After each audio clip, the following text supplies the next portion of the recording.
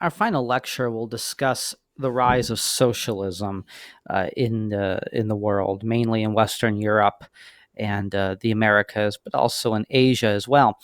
I want to, first of all, apologize for these videos being a tad too long. Normally, I try to keep them between the 8 to 15-minute range, and I know some of these have gone into the 20s, and I do apologize for that. But this particular lecture is difficult because we have to cover so much so broadly. I'm trying to give you the appropriate amount of context as we move forward. And these lectures, along with the videos from Crash Course History, should be able to give you plenty of context to understand the documents that you'll be reading for this week, and you'll be able to do your homework with a greater ease. So let's talk about socialism. So socialism, obviously, like capitalism, really exists since money was invented in the first place. You have socialism is very simply people who work with each other to achieve some sort of common goal. But we're not talking about that proto-basic primitive style of socialism here. We're specifically talking about the economic theories of Karl Marx and Friedrich Engels. So Marx and Engels, Marx is the handsome gentleman on the left, and Engels is the gentleman on the right. In Germany, in the German states in the 1840s, Marx and Engels publish several volumes together that become international bestsellers: Das Kapital and the Communist Manifesto.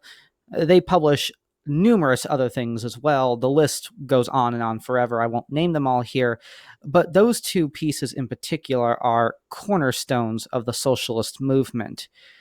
And what Marx and Engels see is they see a world that's becoming too dominated by industrialism and dominated by the elite classes that control the factory system.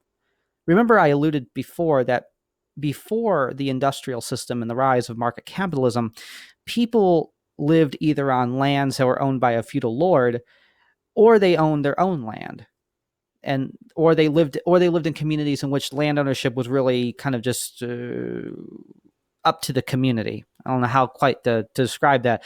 So imagine a village somewhere, and people have their houses, their kind of small hut houses, and there's land for farming, and everybody kind of farms it. There really is no deeded ownership in the sense that we would think of it today.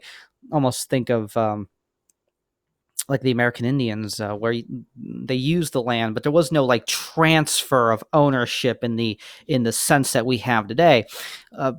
As you transition out of that system towards the system of industrial capitalism, you have these large factory complexes that own large quantities of land. You have the large landowners that are using their land to cultivate raw goods that can be manufactured in these factories into whatever they need them for.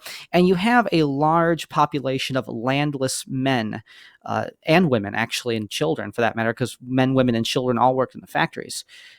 And they don't own their own land, and they don't own the things that they make. They have no control over what Marx would call the means of production. They don't own the factory. They don't own the materials. They don't own the waterways. They don't own the land. They don't own any of that stuff. Instead, these people get a straight wage. So, 3 cents an hour, something along those lines. That's it. That is their pay. And this is a very exploitive and predatory type of system. If you get injured, you're typically removed from work and you don't get paid. We're talking about work hours that are 12, 14, 15 or more hours a day, and that includes for children.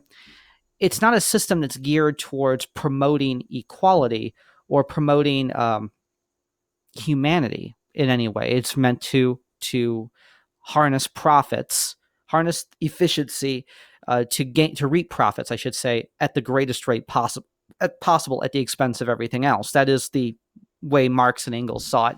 And they saw that one of the most egregious locations of this was Great Britain. And I talked about this before, that Dickensian England kind of image of smog, coal soot, poverty, child labor, infestation, on one side of town. And on the other side of town, you have the elite landowning class, the factory class, the nobility, and you have kind of this middle class that's emerging of people who might be factory managers or marketers who who may have one day had may at one time been part of that working class, but were able to kind of work themselves up, but then immediately kind of turn around and use the system to keep other people below them. That would be what Marx and Engels would refer to as the bourgeoisie. They were not the highest of the high, but they were people who rose to prominence and then used that power and authority to try and strengthen their own position at the expense of others. So this is the way they see the world. And they also see the world. Marxism in the Communist Manifesto talks about the industrialization and development of the world in terms of a superstructure that kind of begins with the primitive hunter-gathering type societies, to a farming society, to a feudalistic society based with peasants and a feudal lord, to an industrial society, and eventually to a point where the industrialism becomes so great, the working class becomes so exploited, but it's also so large. There is a strike of worker consciousness where they begin to realize that they are being effectively screwed by the upper class, and they would overthrow this upper class, the bourgeoisie in particular, and then the upper class overall eventually, and they would seize control of the means of production, and they would create a dictatorship of the proletariat, which essentially was some sort of classless egalitarian society where everybody worked to each according to his needs and each according to their talents. I'm paraphrasing there. And that society would be equitable. The dream of Marx and Engels would be a classless society and a government, a society in which governments would eventually fall away, and you would have simply a workers' paradise. I'm not an expert on Marxism. I know enough to do this, and I've also had to read Das Kapital and the Communist Manifesto before. I know there's people out there in this class that probably know a lot more about this than I do, and feel free to talk about that in the discussion board. But for our purposes here, that summary is actually very sufficient. And while there is a lot more nuance to it, we can really look at their theories of socialism as being kind of linked to this idea of revolution, workers' consciousness, and a response to the predatory practice of the factory system in industrial capitalism. Now, Marx today it gets really dicey because especially if you listen to modern day politicians talk about you have capitalism, and then there's socialism, and then there's communism, and then there's Marxism, and people use all of it interchangeably, and definitions don't seem to make any sense anymore. I mean, is Bernie Sanders a communist, or is he a socialist? Is he neither, or is he a capitalist, or is he a social capitalist, or is he a social democrat? Is Donald Trump a capitalist, or is he a socialist, or is he a communist? The United States is all over the place because there really is no such thing as a pure system. But we're not really looking at the systems right now today, or how they operate. We're going to look at how they exist in theory. And for our purposes this week, we're going to talk merely about socialism and capitalism. We're not going to talk about communism yet, because communism it's kind of a different thing, and it's usually associated with the Russians. And we'll talk about that when we get to the Russian Revolution. How about that? So let's look at this chart here. I'm not going to read it out for you. Pause the video for a moment, read the chart, and then turn the video back on. So now that you've looked through the chart, you can kind of see how capitalism and socialism break down. Marx is a proponent of socialism, and some people do call socialism and Marxism the same. But let's just call it socialism for this. Let's make it streamlined. We'll call it socialism. And like I said, we'll get to communism when we get to Russia. We're looking at a system with socialism that's trying to gear itself towards social equality and economic equality through redistribution. The means of production are owned entirely by the state. For the most part, there are some minor exceptions, but for the most part, the means of production are owned by the state. And this is done not because the state in theory is supposed to be above the citizenry, but there's this kind of belief in a socialist society, which is supposed to be a purely democratic society, that the state is the people and the people is the state. That makes sense. So think of the purest form of democracy possible, where every worker votes and the state owns all of the natural resources, and everybody has a say in how those resources are used and how the wealth from those resources are distributed.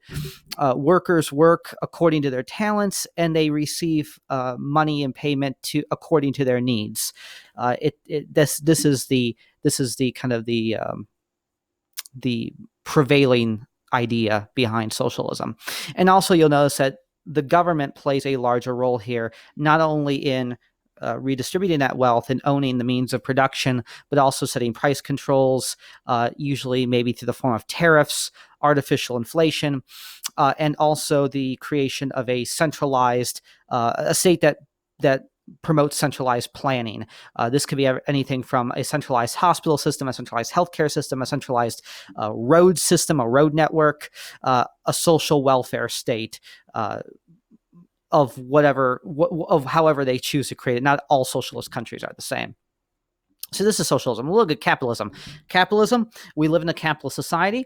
Like I said, there is no such thing as a purely capitalist or a purely socialist society. But if you stack up all the cards together, the United States is very much a capitalist society. We have private investment. We have private ownership.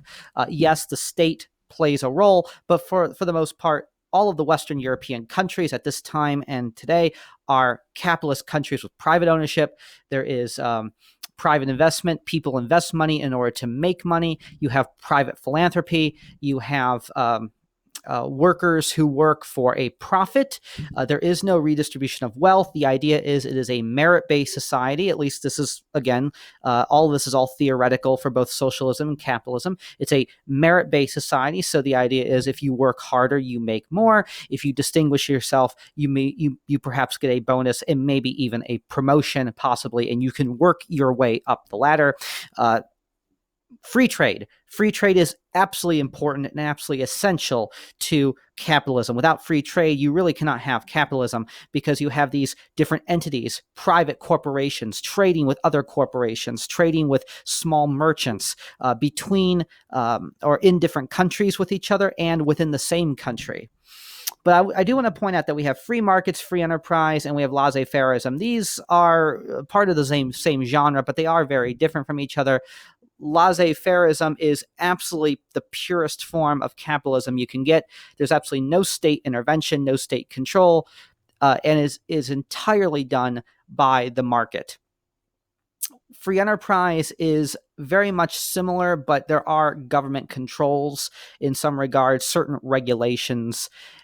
And both free enterprise and laissez-faireism are under the umbrella of free markets. So they're different expressions of capitalism. One is much more deregulated than the other.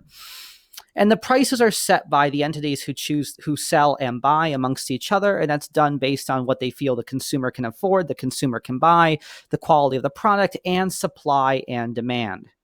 So again, this is socialism and capitalism. I don't think I'm saying anything particularly radical or new here, but I want to set that tone here as we move forward. And one final slide to point out is I always enjoy this. This is how capitalists view socialists and how socialists view capitalists. So I'll end it here. I won't explain the chart, but just take a moment, stare at the chart for a little bit, maybe get a chuckle out of it. But also there is some truth to this because they don't see eye to eye on each other, and they both view each other as the problem. And so this is going to cause some strife later on when you have these movements for social reform, for labor unions, for different types of the struggle between the poor and the elite. And you're going to see this in Britain. You're going to see this in Russia. It happens in the United States too, but we're not really going to talk about that. And you'll have tension. You'll have uprisings. You'll have strikes. You'll have violence. You'll have violence on both sides. And you'll have the rise of anarchism and also corporate-sponsored intimidation through the use of private detectives and private police and the military to put down said rebellions and uprisings. So a lot of this will foment tension, and all of it comes out not really because of socialism and capitalism, but because of the industrialism, because the industrialism creates such a stark reality for people with its environmental pollutions and its quick speed and its demand on efficiency that people become alienated from the world that they live in. And As we see around us all the time, when people become alienated in mass, you'll eventually have some kind of collective response. And that's what we're going to have here. And there will be a struggle between these forces moving forward. That concludes the lecture for this week. Again, I do apologize for some of these videos being a tad longer than I would like. In the future, I will try to keep them a little bit shorter, between 8 to 15 minutes, but sometimes it simply can't be helped. I hope that all of you found these videos informative. At this time, I want you to begin looking at the crash course videos if you haven't already, and move your way down through the articles and the primary sources, I should say, and begin exploring working on your first assignment. I will have a quiz made available by Thursday or Friday at the latest. I fell a little behind, and I will have that taken care of towards the end of the week. You can't really do the quiz anyway until you've read the assignments, so there's no rush here.